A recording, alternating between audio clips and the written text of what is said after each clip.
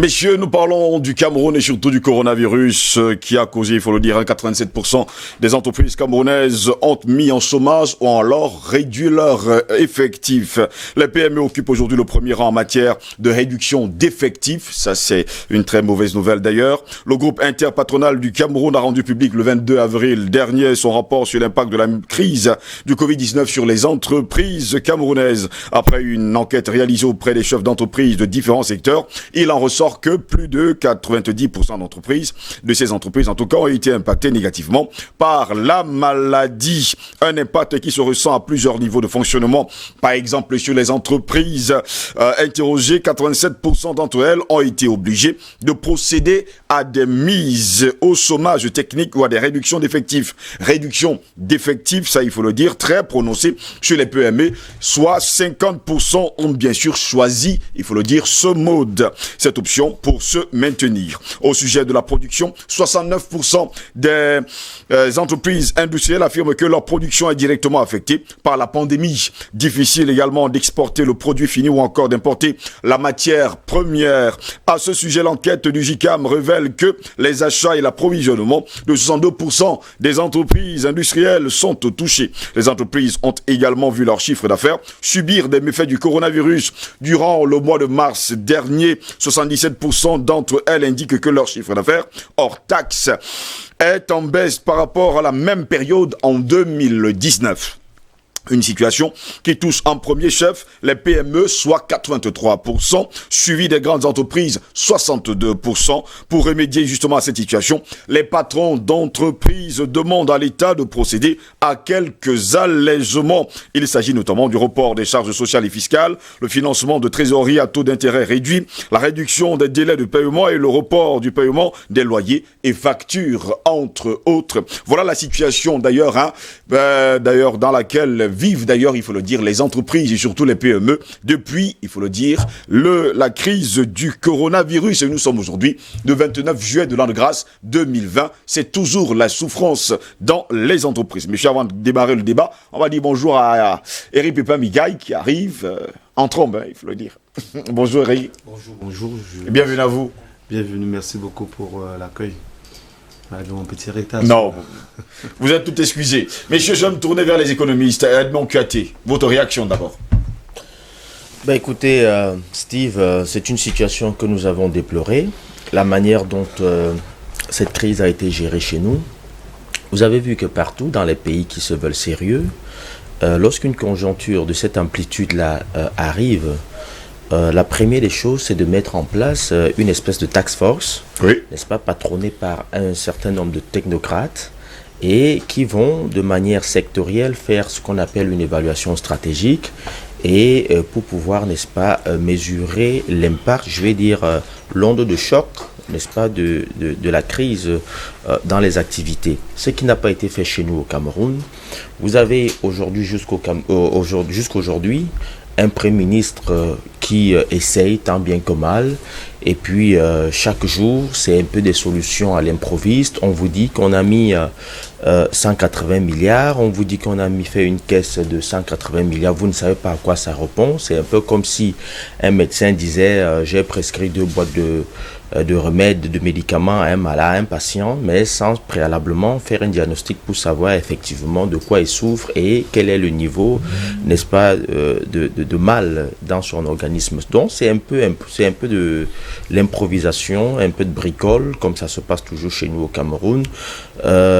Et donc aujourd'hui, le gouvernement ne peut pas dire avec exactitude, c'est-à-dire un peu le travail qu'a fait le JICAM. Vous avez vu, le JICAM a fait un travail plus ou moins scientifique, parce que c'est une enquête, mais on aurait bien voulu que, n'est-ce pas, chaque chef de département, je vais dire chaque ministre dans son département, utilise les ressources qu'il a pour nous faire une évaluation vraiment stratégique de l'ampleur, n'est-ce pas, des conséquences de cette crise-là sur les activités, dans le transport, dans le secteur agro-industriel, dans le tourisme et dans le social, dans le commerce, et ainsi de suite, pour qu'aujourd'hui, on puisse faire un document synthèse qui va nous permettre de dire oui, voici ce que a fait le coronavirus dans notre économie et voici quelles peuvent être, n'est-ce pas, les solutions à proposer. Ce qui n'est pas fait aujourd'hui. Donc, quand tout le monde dit il faut faire ceci, il faut faire cela, on a par exemple un document support comme celui qu'a pondu le JICAM, mais sauf qu'il faut savoir que le document du JICAM ne concerne que les entreprises, les PME. Mais nous sommes dans une économie qui repose à 80% sur l'informel. Qui a allé faire les enquêtes pour savoir? Vous avez aujourd'hui beaucoup de petits débrouillards qui ont mis la clé sous le paillasson, qui n'en peuvent plus. Donc, et tout ça, personne ne s'en occupe. On a une économie qui plonge au jour le jour. Personne ne nous dit exactement quel est le niveau des dégâts. Si on demande aujourd'hui au ministre, par exemple, des PME, le nombre de PME qui ont mis la clé sous le paillasson, statistiquement, il ne peut pas vous dire.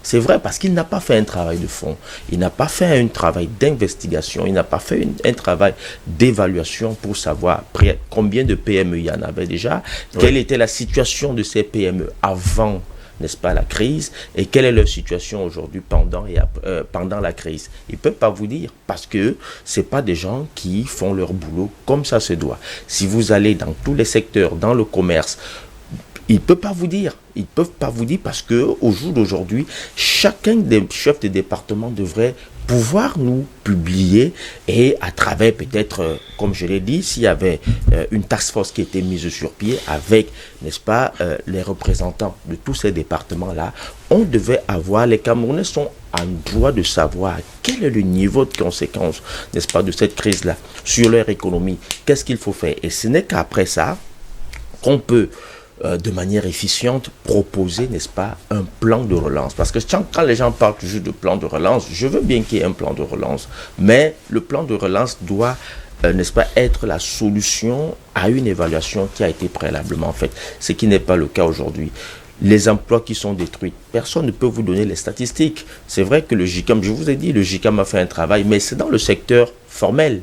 Les entreprises qui ont mis en congé technique, les entreprises qui ont été obligées de se séparer complètement d'une partie de leur personnel, les entreprises qui ont vu leur chiffre d'affaires baisser, les entreprises qui ont été obligées de mettre, n'est-ce pas, en veille une partie de leur outil de production, parce que s'ils produisent, personne ne peut acheter, ils ont des difficultés à, n'est-ce pas, exporter le surplus de production. Pour ceux qui produisaient pour vendre une partie localement et une partie à l'extérieur, aujourd'hui s'ils ne peuvent plus, ils sont obligés de ne pas faire tourner à fond leur outil de production parce que ils veulent pas être étouffés.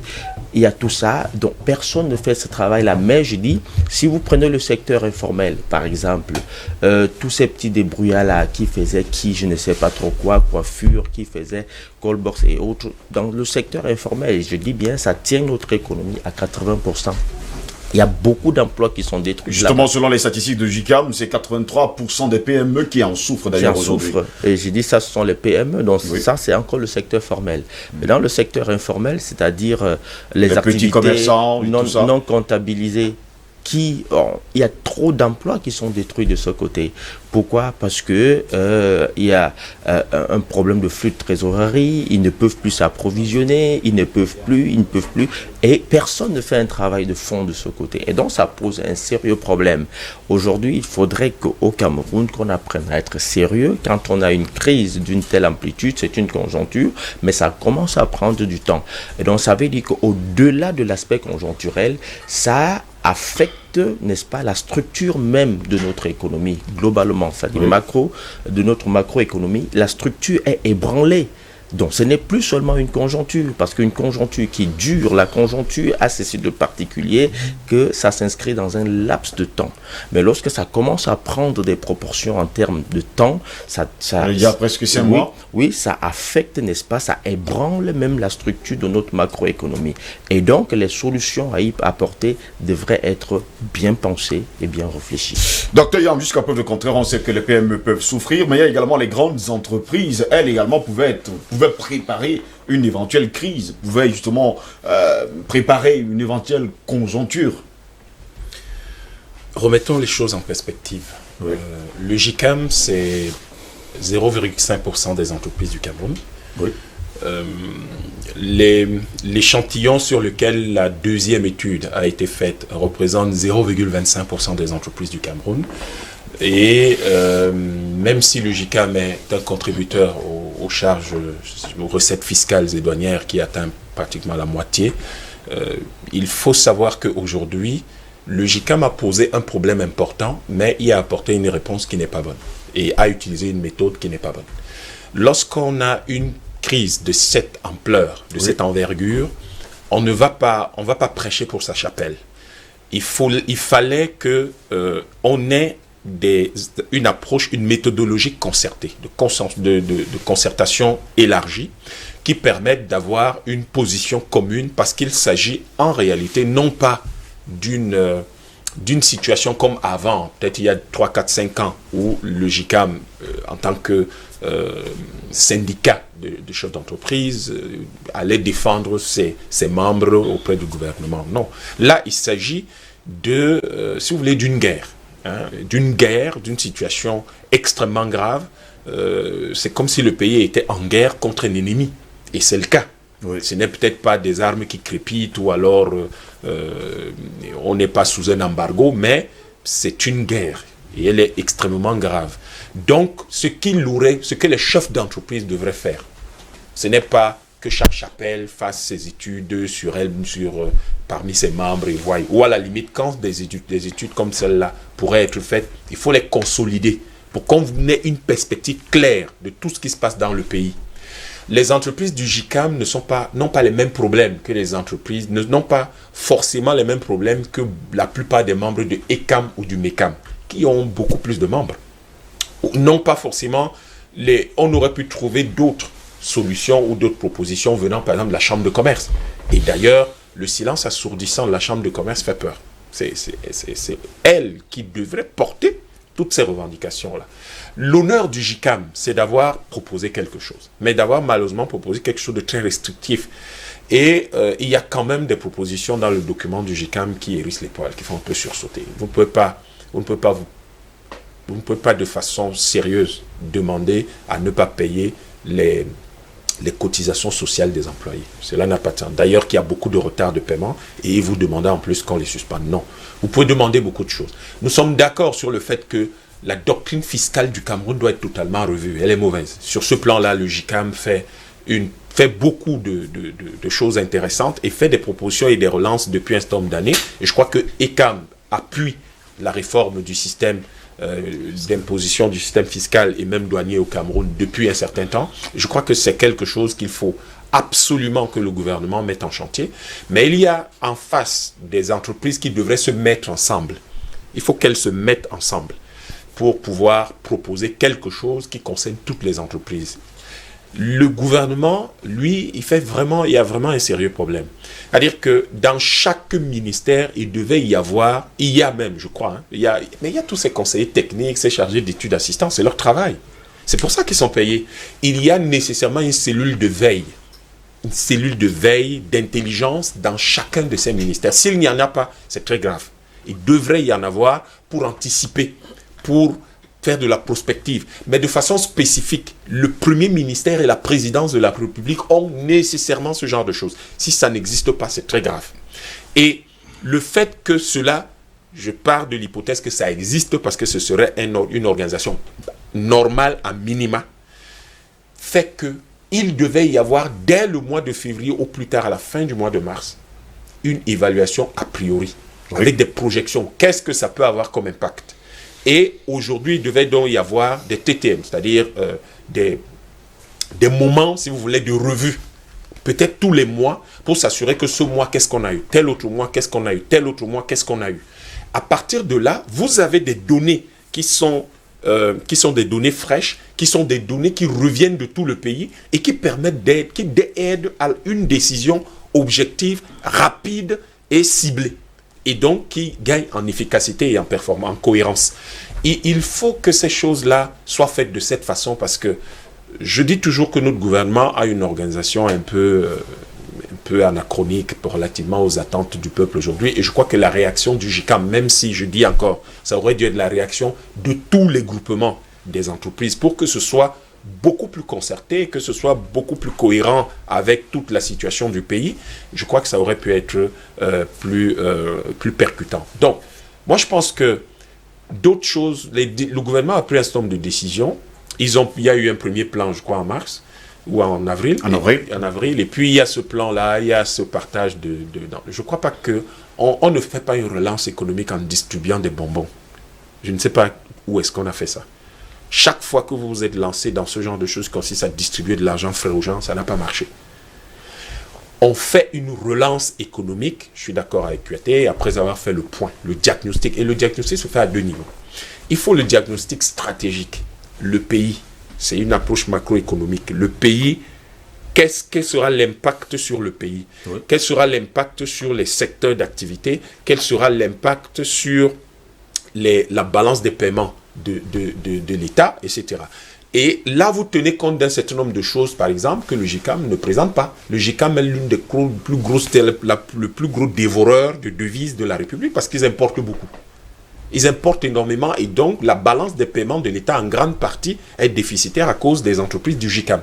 Donc il faut en tenir compte. Et ces entreprises-là auraient dû anticiper. Ils ont eu un programme fabuleux. Un chef d'entreprise, une plantation. Je vous prends un exemple tout bête qui permet de voir comment une certaine anticipation, une certaine réactivité aurait pu permettre de changer. Je vous prends la production des masques. Vous avez vu, ça a été laissé aux petits artisans, etc. Mais il y a des masques d'un certain type FFP2 qui concerneraient la sous-région pour lesquels, par exemple, les entreprises du secteur textile auraient pu réagir. En février-mars, il y avait encore les capacités d'investir. Et ça aurait retenu un certain nombre d'emplois. Ça aurait permis de permettre à l'économie de continuer à tourner. Les entreprises qui font du blé, qui font de la farine de blé, là, si à partir du mois de mars, elles avaient financé la production de la patate, elles seraient en ce mois-ci en train de commencer à faire de la farine de patate. Donc, elles auraient conservé une certaine activité. Je crois qu'il est temps que, et j'apprécie le mot d'un des patrons du GICAM, qui parle de militantisme économique. Mais le militantisme économique ne consiste pas à défendre sa tête là. C'est pas pour votre gueule que vous allez défendre. C'est pas ça le militantisme économique. Ça, c'est de l'égoïsme économique. Le militantisme économique, et c'est là où j'encourage le GICAM à aller de l'avant. Parce qu'ils ont bien commencé, ça, il faut apprécier. Il faut les encourager à aller de l'avant, mais à intégrer eux-mêmes leurs propres dispositions de fond qu'ils essaient, qu'ils taisent, mais qui sont des meilleures dispositions qui les poussent. Le militantisme économique. Et dans le Cameroun actuel, dans le cadre d'une demande forte de la relance économique solide, qu'est-ce qu'il faut faire? Ce qu'il faut faire, la première des choses, c'est de rappeler au gouvernement que la monnaie que nous avons là est en train de nous faire beaucoup de mal. Mais pourquoi le GICAM n'en parle pas? La monnaie que nous avons actuellement nous fait beaucoup de mal. Le GICAM veut que le gouvernement mette de l'argent sur la table. Le gouvernement va le prendre. La France est capable de garantir, de permettre au Cameroun de disposer de 10 000 milliards pour relancer son économie. Or, si nous avions notre propre monnaie, ça aurait été une approche différente. Pourquoi l'Europe se réunit et vote un paquet de 750 milliards d'euros? Pourquoi le Japon vote des centaines de milliards d'euros? Ils ont leur monnaie. Nous, on n'en a pas. On n'en a pas. Et donc, nous sommes coincés. Il ne faut pas toujours, je dis toujours, c'est peut-être la deuxième fois que je vous dis sur ce plateau, ne tirons pas toujours sur le gouvernement en mettant la tête de nos compatriotes dans de l'eau bouillante alors qu'on a parfois les problèmes se situent ailleurs. Et que, certes, c'est à eux de trouver les solutions, mais pour le moment, venons les assister pour trouver ces solutions. Donc, permettez-moi de finir cette petite liste. La monnaie, c'est l'opportunité que le Cameroun a de changer, de devenir indépendant. Vous ne pouvez pas faire de relance économique si vous n'êtes pas indépendant. Nous devons devenir indépendants. Le Ghana peut se le permettre pour cette raison. Le Sénégal a essayé de vous enfumer avec un plan de 1000 milliards. Ils sont où? Parce qu'il faut bien que quelqu'un garantisse ces 1000 milliards. Le Sénégal n'a pas pu les dégager. Le Ghana peut le faire parce que le Ghana a sa propre monnaie. Le Nigeria, ils ont leur propre monnaie. Vous avez des pays comme l'Afrique du Sud, ils ont leur propre monnaie. Je t'ai cité d'autres groupes. Et il faut aujourd'hui, en même temps, dans le cadre de ce militantisme économique, que les patrons du GICAM utilisent les produits locaux. Pour produire, par exemple, les boissons, ce qu'on appelle les jus là. Mais il faut booster la production des mangues, des ananas, des mandarines, des papayes, des patates, etc., de tous les fruits que nous avons chez nous. Et c'est ça qui devrait constituer la matière première de ces industries. et non pas l'importation. Chaque fois que vous importez, c'est les devises du pays que vous mobilisez. Et donc, vous entretenez un écosystème économique, vous entretenez une activité économique locale déjà qui permet aux entreprises de redéployer leur personnel, non pas de les licencier ou de les mettre en chômage technique, mais de les redéployer. Si vous prenez aujourd'hui dans les secteurs comme... dans beaucoup de là, j'ai parlé du secteur agroalimentaire par exemple, il faudrait qu'on consomme local. Si vous aviez pris, là on parlait tout à l'heure du poisson, mais ces entreprises pourraient aujourd'hui, au lieu d'importer du poisson de l'extérieur, on dit que la zone de Bakassi, que c'est l'une des zones les plus poissonneuses du monde. Mais il faut y aller. Il faut aller faire de la pêche. Et comme ça, en faisant la pêche, nous ne touchons pas à nos devises par l'importation. Si, par exemple, ces entreprises avaient décidé en avril de se lancer dans la production de riz, en avril, là, elles seraient déjà en train de faire leur première récolte. On n'aurait pas 900 000 tonnes de riz à importer. Or, le problème, c'est que qui importe le riz? C'est une bonne partie des entreprises de ce groupement-là. Et donc, ils grignotent sérieusement nos réserves en devises. Il faut donc que nous ayons une réflexion stratégique nationale, pas une simple réflexion, un diagnostic opérationnel qui est lié aux entreprises, etc. Ça doit être une réflexion stratégique au niveau du pays qui nous permet de dire nos devises, comment on en fait, qui les bouffe, qui les dévore le plus. Comment on fait pour les préserver et donner la marge de manœuvre au gouvernement. Quels sont les outils qu'il faut absolument que le gouvernement doit absolument disposer pour s'assurer qu'il peut relancer l'économie. Il y a la monnaie, oui. Il y a ces cellules de veille économique qui peuvent donc faire qui font des évaluations, oui, de la prospective, des évaluations, etc. Mais également, il faut que nous ayons une économie centrée qui devient endogène, qui est centré ou, si vous voulez, qui part d'abord de nos propres ressources en tant que matières premières, qu'on les transforme localement, et vous allez voir que ça va marcher. Si vous exportez moins de billes de bois et que vous décidez subitement, à cause de cette crise, d'avoir des scieries qui vont donc nous produire des meubles et non pas importer des meubles en bois, en déchets de bois, mais produire des meubles en bois chez nous, vous redéployez et l'économie reprend. Donc, c'est une question, en réalité, vous avez vu le New Deal, finalement. Le New Deal, après la crise de 1929, le plan Marshall, ça n'a pas été une distribution d'argent. Les 50 milliards, par exemple, de remboursement de TVA, imaginez que le gouvernement avait décidé de relancer la filière riz, la filière patate, pour faire plutôt de la farine de patate ou de manioc et ne plus importer du blé, on aurait relancé l'économie. On vous comprend parfaitement. Vous avez souligné un détail tout à l'heure, je vais me tourner vers Albert Anatole. Ici, ces entreprises, justement, ne souffrent pas comme les PME et on a l'impression, justement, qu'il y a pas mal d'employés qui sont en congé technique, il y a des employés qui sont au chômage carrément, qu'on a licenciés. Et docteur Yaba souligné un détail. Et ces entreprises n'ont pas cotisé, n'ont pas fait de cotisation sociale à ces employés. C'est quand même un autre gros problème. Écoutez, Steve, déjà personnellement, je me méfie des chiffres dans ce pays, je me méfie des statistiques. Oui. Et puis, le GICAM n'est pas le seul groupement patronal au Cameroun. Vous avez, je crois, APECAM, vous avez le CNCAM, vous avez ECAM, vous avez le MECAM. Nous attendons le son de cloche. Quoi qu'il en soit, il y a quand même une constance. C'est que la pandémie du Covid-19 a eu un impact économique négatif dans tous les secteurs. Dans tous les secteurs, et plus particulièrement dans le secteur des transports, dans le secteur de l'hôtellerie, dans le secteur des services. Dans tout, il y a eu un impact. Ça, c'est incontestable.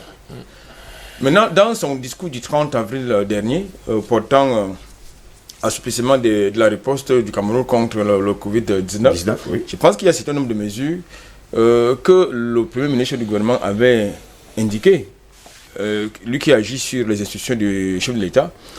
Et la plupart de ces mesures concernaient un certain nombre d'acteurs économiques, et particulièrement du secteur, la plupart notamment du secteur macroéconomique. Et parmi ces mesures, j'ai cru entendre une allocation, un soutien à la trésorerie des entreprises à hauteur de 25 milliards. Portant notre part sur les droits d'appurement de la TVA, les allégements fiscaux et justement la mise en veille, n'est-ce pas, des cotisations sociales, entre autres. Et donc je pense que pour un pays qui a besoin... Pourtant, il y a des entreprises qui ne font pas les cotisations sociales, les employés. Malheureusement, parce que déjà, très peu ont des contrats de travail. Quand bien oui, on soustrait, n'est-ce pas, la cotisation sociale dans votre salaire. Dans votre salaire, c'est pas reversé. Nous avons constaté cela. J'ai eu affaire par le passé dans ce sens, c'est-à-dire que on soustrait de votre salaire la cotisation CNPS, mais quand vous quelquefois avec le bulletin, mais quand vous partez à la CNPS, On ne vous connaît pas. Du tout. On n'a même pas de matricule. Donc, il y a ce problème-là. Maintenant, c'est vrai que nous savons qu'il n'y a pas de contribuable honnête, mais il ne faut pas que le GICAM particulièrement en demande un peu davantage. Tout à l'heure, il a indiqué un nombre de choses, notamment que le GICAM, en tout cas, les sociétés qui sont affiliées au GICAM, ce sont ces entreprises, justement, qui consomment plus, qui mettent beaucoup plus le budget camerounais en difficulté à l'étroit. Ça, c'est un fait. Et en plus, quand vous partez sur la base de ce que nous sommes dans une économie de consommation et de production, ça pose un problème. Nous n'avons pas de planche à billets. Le Cameroun n'a pas de planche à billets. Et puis, nous avons une monnaie qui est tout sauf une monnaie. Vous avez la chute des matières, des coûts de matières premières, notamment du pétrole, les chutes du baril du pétrole. Oui. Ça pose un problème. Donc, je pense qu'aujourd'hui, ce qui est important, et je pense que dans le discours du PM que j'évoquais tantôt, je pense qu'il avait convoqué un cadre de concertation à l'effet de faire une évaluation socio-économique de l'impact Covid-19. Je pense que si vous lisez ce texte-là, vous allez retrouver ça. Est-ce que justement ça a été effectif? Justement, cette évaluation concertée entre, d'une part, le MINFI, le MINEPAD, et les acteurs économiques, en tout cas, la question reste ouverte. Mais je pense que cet aspect avait été évoqué, n'est-ce pas, dans le discours du Premier ministre, chef du gouvernement. Quoi qu'il en soit, je pense que de plus en plus, le GICAM se plaît un peu trop. Et il faut l'indiquer. Et je crois qu'également, nous sommes dans une crise, nous devons pouvoir aller ensemble, c'est-à-dire de manière concertée. On voudrait bien croire que très souvent, le GICAM s'est plaint de ce qui n'a pas été associé aux décisions, aux réflexions du gouvernement en matière économique. Bon, c'est possible. Mais je pense que dans le cas d'espèce, cela avait été évoqué dans le discours du PM. C'est-à-dire qu'il devait y avoir un cadre de consultation tripartite, MINFI, MINEPAD, ministère de l'économie, du plan de l'aménagement du territoire, et les acteurs économiques, c'est-à-dire les différentes organisations patronales. Je crois que c'est le discours du PM, ça date du 30 avril dernier. Oui. Nous sommes au mois de juin. J'ose croire, est-ce que entre le mois d'avril et le mois de juillet, ça fait déjà un trimestre. Hein? Bon, je pense que c'est là.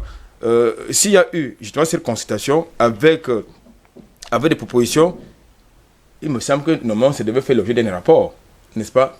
Pas seulement du GICAM, mais également du gouvernement.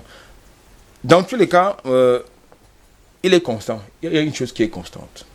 C'est qu'il est important que désormais, le gouvernement fasse preuve non seulement de proactivité, mais surtout de mise en œuvre de stratégies. Parce que nous ne comprenons pas que dans la plupart de nos départements ministériels, vous avez, me semble-t-il, des planificateurs. C'est-à-dire, ils se trouvent vous êtes quand revenu avec ce terme planificateur? Non, c'est important. Vous ne pouvez pas, parce qu'il faut déjà savoir, pour arriver à des objectifs de stratégie, il s'agit d'un processus qui implique beaucoup de choses à mettre en place, d'indicateurs. Parmi ces indicateurs, vous ne pouvez pas mettre de côté les planificateurs, vous ne pouvez pas mettre de côté les statisticiens. Ça, c'est important. Lorsque vous parlez de vision, tout à l'heure, il en parlait d'une vision stratégique. Et on doit pouvoir savoir combien nous sommes déjà. Est-ce que vous savez combien de personnes sont en congé technique, combien sont au chômage, combien ont perdu justement leur emploi? Est-ce que vous connaissez le nombre de la population camerounaise? Jusqu'à preuve de contraire, personne ne le sait. Alors, voilà, ça pose donc un problème. Parce que pour qu'on fasse une évaluation prospective dans l'optique, n'est-ce pas, d'une vision économique à long terme, vous devez déjà savoir combien vous êtes. Ça, c'est important. Maintenant, quand vous savez qui vous êtes, vous mettez en place justement des stratégies de prospective. Est-ce que c'est le cas? Je ne pense pas du tout. Parce qu'en réalité, lorsque je lis, quand je relis le discours du Premier ministre du gouvernement, j'ai le sentiment que le gouvernement a réagi ou réagi par à-coup. Il n'y a pas de stratégie dynamique qui est mise en place pour qu'on puisse avoir des solutions véritablement efficientes et efficaces. Donc, je crois il va falloir justement que les gens qui sont payés dans nos ministères, qu'on appelle conseillers techniques, on puisse peut-être les mettre à niveau. Parce qu'il existe justement une entreprise de mise à niveau, les entreprises qui doivent... Parce que c'est important. Donc, ils ne sont pas actuellement au niveau. Je ne suis pas certain. Et ils ne font pas leur travail, mais ils sont payés quand même. Je ne suis pas certain qu'ils sont véritablement mis à niveau.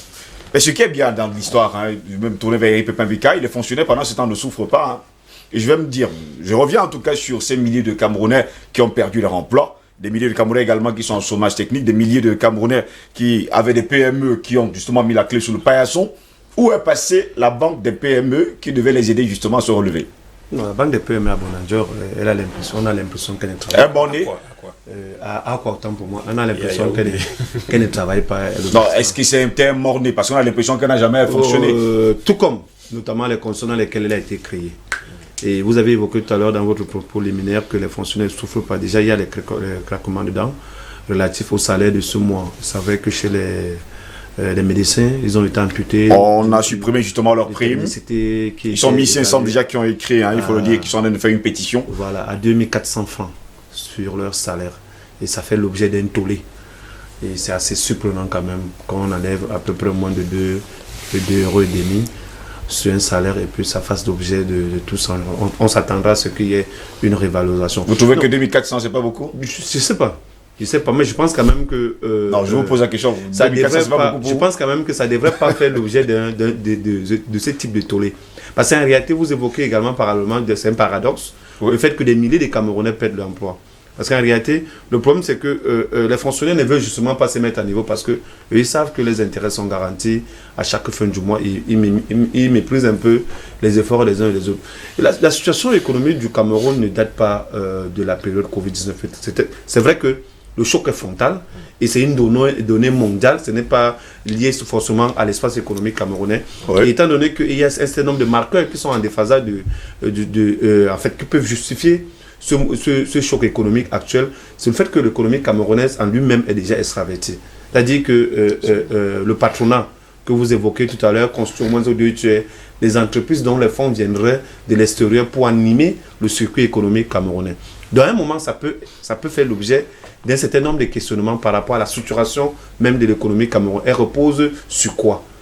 Justement, les réponses qu'on peut apporter, c'est qu'elle repose sur les PME et les PMI, qui sont des entreprises en réalité qui ne sont pas très équipées, alors très structurées à pouvoir subir ces types de chocs. Voyez, il y a deux événements sur lesquels on peut s'appuyer. Il y a d'abord la signature des accords ACP, je pense que ça date de 2 ou 3 ans, qui a déstructuré davantage ce secteur d'activité. Et là, tous les experts s'accordaient à dire qu'on ne peut pas ouvrir l'espace douanier camerounais au profit des entreprises qui, elles, sont structurées et qui viendraient avec des fonds les permettant de conquérir des parts de marché. À l'époque, on avait sollicité l'entreprise de mise à niveau pour essayer de mettre à niveau les entreprises, les PME camerounais, afin qu'elles aussi, ça c'était un contrat de dupes, puissent conquérir les marchés occidentaux. Le deuxième élément, vu le fait qu'on a évoqué ça sur ce plateau, que la dette intérieure du Cameroun était de l'ordre de près de 1300 milliards et que le ministère des Finances, par le touchement du président de la République, avait ordonné que à peu près 30% de ce montant soit payé aux entreprises, aux PME et aux PMI. Je pense qu'on avait commencé à le faire. Cela montrait déjà que, en fait, l'un des premiers consommateurs des biens et services de ces PME et PMI-là, c'était l'État. Et l'État, à lui seul, avait près de 1300 milliards de fonds de dettes qu'il avait engagées auprès de ses fournisseurs de services. Donc, voilà à peu près la situation économique du Cameroun avant le choc du Covid-19. Bon, à côté de ça, c'est que tous les pays du monde essayent de trouver des stratégies pour essayer de se relancer. Mais, vous voyez très bien, la Chine même, qui est l'une des deuxièmes économies mondiales, a essayé tôt de dire au monde entier que ça va déjà, que le Covid-19 était derrière eux. Mais on a comme l'impression que ça ne relance pas. L'Europe a suivi ce train-là en votant justement la semaine dernière un plan de relance de près de 700 milliards d'euros pour essayer de relancer l'économie. Mais vous avez vu avec le principe de contingentement, l'Espagne qui est sortie en juin, la Grande-Bretagne qui a demandé à ses ressortissants de ne pas se rendre en Espagne pour des vacances touristiques. Vous voyez que ce sont des économies qui sont imbriquées et que si l'une des pièces ne fonctionne pas, ça risque d'impacter l'autre. Et c'est le cas, par exemple, dans notre situation à nous, que la plupart de nos entreprises font dans le petit service. Et aujourd'hui, on a comme l'impression que tant que l'économie européenne ne démarre effectivement pas, celle des petits pays comme les nôtres est sérieusement impactée. Que faire? Le docteur Yambla a évoqué tout à l'heure. Il faut donc une production locale. Il faut une production locale. Mais le problème, c'est que la balance commerciale déjà camerounaise est déficitaire depuis plusieurs années. Parce qu'on importe plus que nous importons. Et on le dit à tue-tête, sans que on ne se fasse entendre. On parle du riz. Il y a à peu près 3 ou 4 bassins de production du riz. On peut encore multiplier davantage parce qu'il y a des variétés aussi qui s'adaptent en fonction de la disponibilité de la ressource hydrique. On peut avoir un bassin de production de riz tout le long de la Sanaga, c'est-à-dire de la Damawa pratiquement jusqu'au côté de Mouanko. On peut y produire du riz. On peut relancer la production de blé. Dans ce pays, entre les années 74 et 78, il y a bel et bien une société de production de blé qui a été créée au Cameroun, qu'on appelait la Sodéblé, installée à Ouassande, à 80 km de Gaoundéré, qui a fonctionné, qui a produit le blé. Les tonnages sont là. Cette société a produit à peu près 125 000 tonnes de blé pour tomber en faillite au début des années 80. Ça veut dire que si on se rend compte que le blé peut être un outil important pour faire fonctionner les entreprises agro-industrielles, pourquoi ne pas activer ce levier-là? Cette semaine-ci, qu'on se rend compte qu'on avait une société qui était capable de transformer la tomate en pâte, en fait, de nous faire consommer cette tomate. Cette société est tombée en faillite depuis les années 2000. Une infrastructure de près de 80 milliards d'investissements dans la broussaille et dans le Noum. Mais comme on parle d'une crise de tomates, parce qu'il n'y a plus de marché. On a commencé à ressasser ce passé-là. On s'est rendu compte, en réalité, on avait une pré-industrie dans ce secteur-là. En réalité, on avait des pré-industries dans tous les secteurs qui sont questionnés aujourd'hui. Donc, il y a aussi un problème stratégique. Le fonctionnaire ne peut pas être bien payé si c'est que les entreprises de production ne sont pas mises à niveau. Ça, c'est une évidence. Parce qu'à un moment également, l'État ne pourra plus être capable de prélever auprès de ceux-là qui produisent. L'État ne va pas toujours payer les fonctionnaires en vendant ses ressources. Ça ne va pas marcher de toutes les façons. Si on continue avec ce que le monde nous offre là, ça va être la catastrophe d'ici quelques années. Donc il faudrait qu'on mette sur pied. Et je suis d'accord avec ce que Anatole dit sur le plateau, que peut-être le Covid-19 était une occasion en or pour les économies africaines de se restructurer.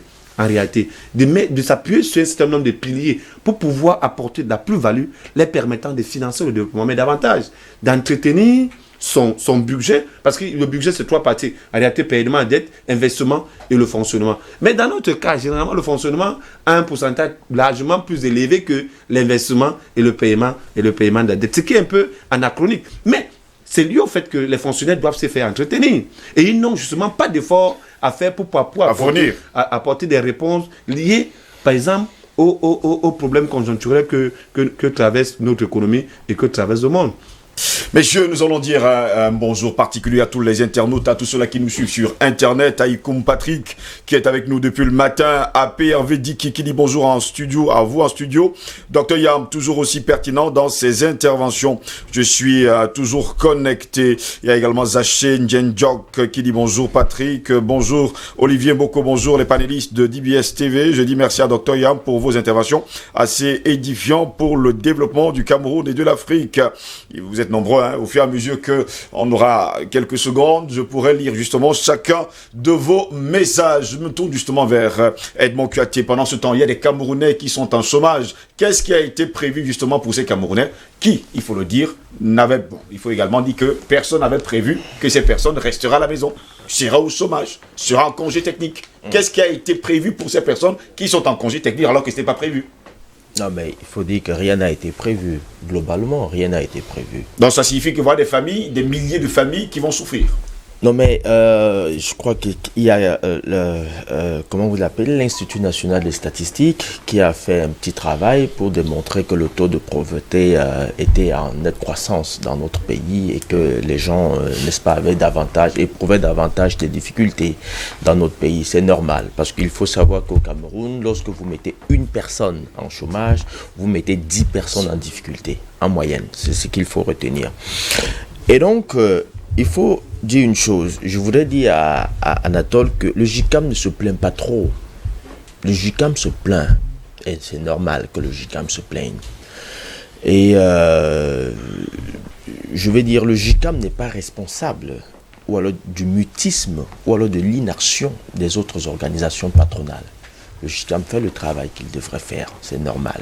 Il ne se plaint pas trop. Et effectivement, le JICAM n'a pas été mêlé, n'est-ce pas, au travail qui a été fait par les fonctionnaires à Yaoundé, notamment par exemple pour la distribution de l'enveloppe de 180 milliards. Le JICAM n'a pas été mêlé, ça n'a pas été un travail concerté. Et donc on a cette habitude-là que les fonctionnaires, n'est-ce pas, ont la science infuse et ils s'asseyent dans leur bureau et ils prennent un certain nombre de décisions sans se concerter avec l'ensemble des partenaires sociaux et l'ensemble, n'est-ce pas, des, je vais dire, des agents, des opérateurs économiques. C'est pas très bon. De ce qui se dégage, la constance qui se dégage, c'est qu'il y a une nécessité absolue qui s'impose aujourd'hui par rapport à la structuration de notre macroéconomie. C'est qu'il faut mettre l'accent sur l'appareil de production local et réduire la forte dépendance à l'importation. Parce que nous avons l'habitude de le dire que nos pays souffrent d'une triple extraversion. Oui. Et il faut limiter cette triple extraversion. C'est-à-dire qu'il y a d'abord l'extraversion de nos matières premières, c'est-à-dire qu'on produit notre cacao, on l'envoie ailleurs, on coupe notre bois. On l'envoie toujours ailleurs. On produit... Le riz même, on l'envoie toujours de ce côté-là. Il y a même une incongruité qui est apparue ces derniers temps, c'est qu'on a cédé des vastes hectares de terre aux Chinois qui produisent le riz, mais pour les besoins de consommation de leur pays. Alors que nous, entre-temps, nous mettons des sommes faramineuses, nous asséchons... À importer le riz, 500 milliards de francs CFA par an. C'est-à-dire que quand vous dites 500 milliards, vous convertissez ça en euros, tout ça, ça vient de notre compte des opérations. Ça veut dire que pour que nous puissions manger le riz, il faut qu'on vende notre bois et notre pétrole uniquement pour manger du riz et du poisson. Pourtant, nous avons de quoi produire localement. Il y avait la Sodérim, il y avait la Semri, il y avait tout ça. Mais aujourd'hui, ce sont des outils de production qui sont totalement abandonnés et nous dépendons fortement de l'importation. Donc il faut limiter cette triple extraversion. Il faut limiter cela. On extravertit nos produits, on extravertit même nos idées. Ça n'a pas de sens. Est-ce que vous savez qu'il y a un problème aujourd'hui chez nous? C'est que nous importons même les idées. Je vais vous dire une chose. Quelles sont les décisions prises dans le cadre de cette crise de Covid-19 que vous avez l'impression que c'est la substance même de la pensée camerounaise? Vous savez, lorsqu'on décide d'ouvrir les écoles chez nous le 1er juin, c'est après que la France ait décidé d'ouvrir les écoles le 11 mai. Ça veut dire que chez nous, nous-mêmes, il n'y a pas une équipe qui véritablement... Qui réfléchit justement pour les Camerounais et se dit... Voilà le problème auquel nous faisons face et voilà la solution que nous proposons. Dites-moi, sur le plan local, quelle est l'équipe, quel est le collège de virologues, d'immunologues, de pneumologues qui sont au travail pour observer, n'est-ce pas, cette crise et nous proposer un protocole de soins dans notre pays? C'est qui? C'est quelle équipe? Non. On est là, on a l'oreille, on tend l'oreille. Docteur Raoul dit que la quinine peut soigner. Oh non, prenez la quinine. Et puis vous avez notre ministre des recherches scientifiques qui nous dit non, je peux produire de la quinine. Mais sans que personne n'ait fait une observation, une étude pour vous dire voici, au bout d'une observation d'une semaine, après avoir appliqué sur 2-3 patients, voici ce que nous pouvons conclure. Personne ne le fait. Si le lendemain, on dit en France que non, vraiment la théorie de Dr Raoul ne tient plus, tout le monde dit ah non, il faut arrêter un peu d'utiliser votre histoire de quinine là. C'est quoi ça? Mais nous sommes devenus le dépotoir de la pensée résiduelle occidentale. Ce n'est pas bon. Et même sur le plan économique, c'est pareil. On n'arrive pas à endogéniser les théories économiques pour pouvoir, n'est-ce pas, mettre en place une chaîne de valeur économique propre à nos atouts, à nos réalités, à nos pensées. C'est de ça dont il est question. Pourquoi? Parce que vous allez vous rendre compte qu'à chaque fois qu'une théorie économique sort de l'extérieur, on prête l'oreille, on va prendre ça brut et on pense qu'on va venir appliquer ça chez nous. C'est faux, ça ne marche pas comme ça. Il faut apprendre à endogéniser les théories économiques. Il faut apprendre à bâtir une structure macroéconomique en partant de nos propres réalités à nous. Je crois que c'est Pépin qui citait un certain nombre d'outils que nous avons abandonnés, Sodéblé, Semri, tout ce que nous avons. Il y avait même une société de tannerie qui tannait le cuir, je crois que c'était au nord et tout ça. Nous avons abandonné tout ça et nous importons énormément. Le docteur Yam faisait cas, n'est-ce pas, du bois. Vous savez, nous exportons beaucoup de bois en grumes. Et vous savez, on importe beaucoup de meubles, l'essentiel de nos meubles, même dans les, dans les bureaux de nos fonctionnaires, ministères de et nos tout ce qui va avec. et autres. C'est importé. Je vais vous faire un petit calcul rapide. Le bois le plus cher vendu, en dehors, n'est-ce pas, des espèces spéciaux, le bois le plus cher vendu pour la fabrication des meubles et autres, c'est 500 000 le mètre cube. Les bois spéciaux comme le bubinga, ça peut aller jusqu'à 1 million, 1,3 million le mètre cube. Mais quand je reste dans les espèces ordinaires, le bois le plus cher vendu, c'est 500 000 le mètre cube. Mais lorsque vous allez dans une surface pour acheter un meuble qui n'a pas 1 mètre cube de bois, parce que généralement les gars trichent, ils te prennent de la sciure, ils compactent et puis ils mettent du formical et autres. Le bois massif en meuble, ça n'existe presque pas chez nous. Vous touchez un meuble, on va vous dire 3 millions, 5 millions. Vous vous rendez compte? Et il y a des gens qui sont prêts à acheter, hein, d'ailleurs qui achètent. On en achète. Si les gens continuent de faire venir ça, c'est parce qu'il y a une demande. Il y a de l'achat.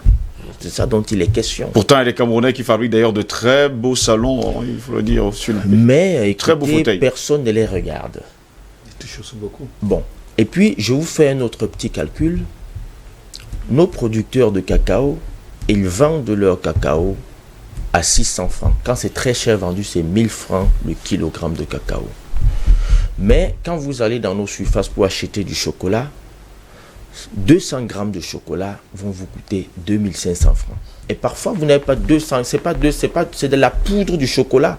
Vous avez dans ces 200 grammes là, ce que vous appelez le plaquette de chocolat qui coûte 2000 francs, vous avez moins de 20% de chocolat. De chocolat. De cacao. Du cacao pur. Vous avez moins de 20% de cacao pur. Le reste, c'est des arômes. 70% de sucre. Oui, c'est des arômes, c'est des machins, des graisses, des graisses animales compressées et tout. C'est de ça dont il est question. Vous vous rendez compte? Ça veut dire que pour qu'on importe 1 kilogramme de cacao, il nous faut en moyenne 15 à 20 000 francs pour qu'on importe 1 kilogramme de cacao, alors qu'on a vendu 1 kilogramme de cacao à 1000 francs. Mais pour importer le même kilogramme, j'ai dit transformé en produit machin, ça va vous faire au moins 20 000 francs. Comment est-ce que vous n'allez pas avoir, n'est-ce pas, une balance de paiement structurellement déficitaire? J'ai dit bien structurellement déficitaire. Comment? Parce qu'après, il vous faudra, pour combler le vide, il vous faudra vendre le pétrole pour importer du chocolat, vendre le bois pour importer du chocolat. Et donc, vous serez toujours déficitaire dans votre balance extérieure de paiement. Les piliers, les agrégats d'une économie sont connus. C'est la production, c'est la transformation et c'est la consommation. Voilà les agrégats de l'économie. Et donc, vous mettez en place une chaîne de valeur qui tient compte de ces agrégats. Vous produisez, vous transformez et vous consommez. Aujourd'hui au Cameroun, on a de quoi produire. Et pour produire, il faut avoir, pour transformer, il faut juste le know-how et la technologie. Pour consommer, il faut les moyens pour consommer. Voilà ce qu'il faut pour consommer. Donc voilà l'économie. Produire, c'est simple. Transformer, il faut le know-how, il faut avoir la technologie. Consommer, il faut avoir le pouvoir d'achat. Pourquoi est-ce que nous ne pouvons pas le faire? Comment est-ce que vous pouvez concevoir qu'on mette autant d'argent pour importer du poisson alors que nous sommes ouverts sur 2 côtes maritimes et nous sommes bondés de fleuves, Vouri, Sanaga et tout ce que vous voulez. À Kribi, au sud-ouest, nous sommes ouverts sur la mer. À Kribi, nous sommes ouverts sur la mer. Et nous laissons les Chinois venir faire la pêche chez nous alors que nous avons cette potentialité, nous avons une zone maritime importante, on n'arrive pas à produire du poisson, on met beaucoup d'argent pour produire du poisson. Et donc, moi je dis, il faudrait qu'on apprenne à mettre en place chez nous des chaînes valeurs de production économique, de biens et de produits économiques qui répondent, n'est-ce pas, à nos propres besoins locaux. Produire sur place, on a de quoi produire sur place. Transformer sur place, on peut transformer sur place. Et consommer, forcément, il y a des consommateurs. Il y a des consommateurs. Il suffit de bien restructurer l'économie pour pouvoir donner à chaque Camerounais un pouvoir d'achat acceptable et puis nous allons consommer. Et nous sommes en plus un hub. Ça veut dire que si vous produisez au Cameroun, au Tchad, vous allez vendre. En Guinée équatoriale, au Gabon, vous allez vendre et partout. Et en RCA. Et donc, j'ai dit que la crise, n'est-ce pas, cette crise de Covid-19 est une opportunité parce que moi, c'est comme ça que moi je vois un peu, j'ai défini un peu la crise comme les Chinois parce que les Chinois définissent la crise en 2 pictogrammes, c'est-à-dire les problèmes et les solutions. Et donc, lorsque derrière une crise, vous ne pouvez pas percevoir les solutions, vous ne voyez que les problèmes, ce n'est pas bon. Il faut savoir voir derrière une crise une opportunité, une solution. C'est comme ça que ça se voit. Quelle est l'opportunité que cette crise nous donne? Cette crise nous donne de pouvoir changer de paradigme économique chez nous, de pouvoir voir la faiblesse de notre structure macroéconomique et de pouvoir revoir les piliers de notre économie. Arrêter l'extraversion, la triple extraversion dont je parlais. Cessez de croire que pour qu'on mange du pain, il faut qu'on dépende du blé qui est produit. Qui vient de l'autre côté. Cessez de croire que pour qu'on mange du riz, il faut que les Thaïlandais travaillent. Il faut que nous-mêmes nous puissions travailler pour manger du riz. Cessez de croire que pour qu'on mange de l'huile ici, il faut que les gens travaillent ailleurs, alors que nous pouvons produire. Nous étions dans les années 80 les donneurs de leçons. C'est nous qui avons appris aux Malaisiens à produire de l'huile rouge. Quelques années après, les mêmes Malaisiens sont venus acheter Evecam où ils ont été formés. C'est quand même une incongruité chez nous. C'est Evecam qui a formé les Malaisiens parce qu'ils sont venus apprendre à produire, n'est-ce pas, le palmier à huile chez les Indonésiens. Non, les deux. Les Malaisiens. Les Malaisiens surtout. Oui. Ah, okay. Et donc, aujourd'hui, ils sont revenus acheter, n'est-ce pas, Evecam. Est-ce que ça fait du sens? Mais nous devons apprendre à nous poser les bonnes questions. Et je vais conclure en disant, Dr Yam a parlé de quelque chose. Les gens tire souvent trop sur le gouvernement. Le gouvernement il faut savoir que le gouvernement est parfois dos au mur. Parce que l'argent qu'on demande au gouvernement, c'est de l'argent qu'il faut trouver quelque part. Et on a aujourd'hui la faiblesse, il faut le savoir, c'est que nous n'avons pas de banque centrale. Parce que si nous avions une banque centrale, on aurait plus de marge de manœuvre. Mais dans la banque centrale, si vous avez le veto de la France, ça ne passera pas. Ça ne passera pas, messieurs, on vous comprend parfaitement. C'est plus que 12 minutes pour sortir de cette édition. C'est pour ça que j'ai dit que nous n'avons pas de banque centrale. Toutes les solutions que vous avez vues l'Union européenne décliner, ça repose sur la BCE. C'est la BCE qui va trouver les solutions. Et quand on parle de plan de relance, il faut que les gens cessent de croire que c'est de l'argent qu'on va distribuer aux gens. Ça se décline en un certain nombre de mesures.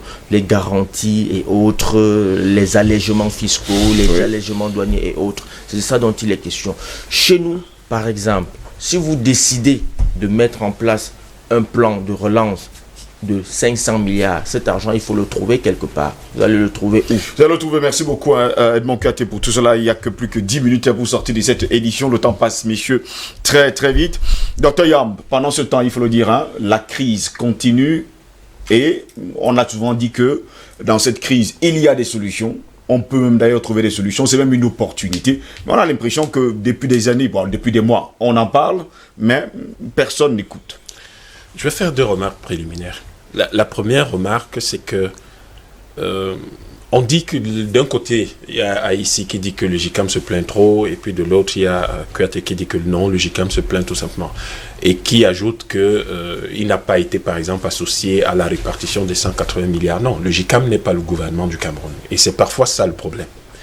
Le GICAM n'est pas un gouvernement bis au Cameroun. C'est un syndicat. C'est un syndicat de chefs d'entreprise. Et quand le gouvernement veut décider de son plan de relance, il a écouté et maintenant il décide de ce qu'il va faire. C'est un gouvernement, c'est lui qui est souverain. Son plan de relance peut être, enfin la répartition de ces 180 milliards peut être mal organisée, mais c'est ça le travail du gouvernement. La deuxième chose, c'est qu'on ne fait pas un plan de relance en distribuant de l'argent. On fait un plan de relance à travers la commande publique et à travers les grands travaux ou à travers de grands projets industriels, agricoles, etc. Nous avons raté l'opportunité de pouvoir limiter les effets de cette Covid à travers la gestion catastrophique du programme de préparation de la CAN. Si ça avait été mieux géré, on n'en serait pas là. On n'en serait pas du tout là. Aujourd'hui, je crois que nous sommes en train de payer cash les erreurs et les fautes de management de cette période-là. Et du plan triennal aussi. Je n'ose même pas rappeler ici le plan triennal. On en a parlé, ne vous inquiétez pas. Le plan jeune. Je n'ose même pas revenir là-dessus. Je n'ose pas revenir sur le raté d'un certain nombre d'entreprises comme les Camerco, parce qu'il s'agit de 200 milliards qu'on a mis là-dedans, etc. Donc, près de 4 milliards, 4 000 milliards hein, de ces entreprises. Donc, aujourd'hui, quand vous prenez la dette, particulièrement, disons, la dette extérieure de l'État du Cameroun, vous êtes dans l'incapacité de dire à quoi l'argent a servi. C'est-à-dire que vous ne pouvez pas dire, voilà l'usine qu'on a créée, voilà la route, très peu de choses en fait. Et c'est ça les problèmes de fond. Je crois qu'aujourd'hui, le président de la République a besoin d'un ministre de l'économie. C'est le ministère de l'économie, du plan et de l'aménagement du territoire. D'ailleurs, je n'ai jamais compris pourquoi on a distingué ministère de l'économie, ministère de la finance au Cameroun. Parce que quand vous avez ces deux ministères réunis, le ministre a une meilleure vision stratégique. Il lui faut un ministre de l'économie et des finances qui se lève, qui réhabilite les anciennes entreprises, mais les choses comme le Sodeblé, c'est une catastrophe. À la fois une catastrophe culturelle, mais également une catastrophe économique. Mais les gens sont dans un environnement où on mange le macabo, le mil, le sorgho. Vous venez cultiver du blé. C'est quoi cette affaire? Si on avait créé la société de développement du sorgho, on n'en serait pas là. Pourquoi on n'a pas développé la société de développement du mil? Pourquoi on va créer une société de développement du blé? C'est ça l'extraversion dont parle QAT. On n'a pas besoin de ça. Ce dont nous avions besoin, c'est de nous assurer que on consomme du sorgho de la Mauritanie, du Sénégal jusqu'au Soudan. Vous voyez le marché? Ça fait combien? Aujourd'hui, c'est plus de 500 millions, 600 millions de personnes. Ça, c'est un vrai marché. Mais vous voulez créer le saut des blés parce que vous voulez faire comme les vous mangez le pain le matin. Vous mangez le pain le matin. Vous pouvez manger du pain de patate. Vous pouvez manger du pain de manioc, vous pouvez manger du pain de mil, vous pouvez manger du pain de sorgho, vous pouvez manger du pain, même de haricots, vous pouvez manger du pain fait à partir d'autres choses, à partir du plantain. C'est d'ailleurs plus délicieux. Il peut avoir du plantain mûr, c'est quand même plus agréable à manger. Je crois qu'aujourd'hui, le président a besoin d'un tel ministre qui a une vision stratégique, qui est liée au fait qu'il cumule à la fois la connaissance, ou si vous voulez, il a la main sur à la fois les projections et les moyens de la projection. Mais vous avez quelqu'un qui gère la projection, qui n'a pas nécessairement connaissance des moyens dont on peut disposer. Il faut que son collègue lui donne des réponses. Et il y a autre chose au niveau de l'organisation de notre gouvernement. Vous avez 12 ministères économiques. 12. Comment on coordonne le travail de 12 ministères économiques? Qui se chevauchent. Qui ne se parlent pas, qui n'ont pas une orientation pas précise. 12 ministères économiques, 5 ministères en charge de l'éducation. Comment on organise un État comme ça, un gouvernement comme ça? C'est trop compliqué. C'est compliqué. Et à partir de là, on comprend pourquoi notre Premier ministre est incapable de répondre aux entreprises. Il ne peut pas répondre. Parce qu'il a 12 ministères économiques, il a 12 ministres qui ne lui ont pas présenté chacun un rapport précis de ce qu'il y a dans son secteur, et quand bien même ce serait le cas, il faudrait encore faire une synthèse au-dessus. Vous voyez la complication du travail. Et quand vous vous souvenez de comment, quand tu parles d'un document stratégique global, vous vous souvenez de comment les DSCE, les DSRP ont été faits, qui nous ont coûté des dizaines de milliards. Et ça a pris combien de temps? Qui sont un flop. Et qui aujourd'hui ne sont pas forcément... Mais je n'ai plus que 5 minutes pour sortir l'édition. Donc je vais dire... Oui, alors... Je pense qu'il y a 2 ou 3 choses à faire, un certain nombre de choses à faire. Il vaut mieux être énumératif, on ne peut plus développer.